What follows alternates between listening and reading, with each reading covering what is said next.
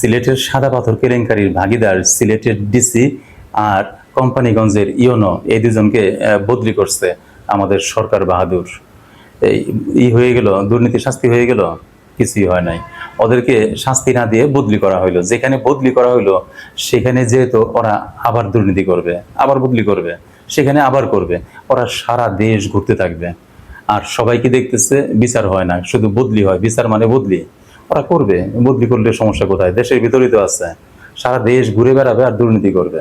এদেরকে শাস্তির জন্য আইন তৈরি করতে হবে, কিন্তু সেই আইন তৈরি করবে এই পার্লামেন্ট মেম্বাররা এদের জন্য, এদেরকে শাস্তি দেওয়ার জন্য কোনো আইন তৈরি করে নাই। কেননা এই পার্লামেন্ট মেম্বার অতীতে 53 বছর যেসব পার্লামেন্ট মেম্বার ছিল তারা কিন্তু দুর্নীতি করছে এদেরকে দিয়েই। সুতরাং এদের শাস্তি হলো বদলি, এর চেয়ে বেশি কিছু না।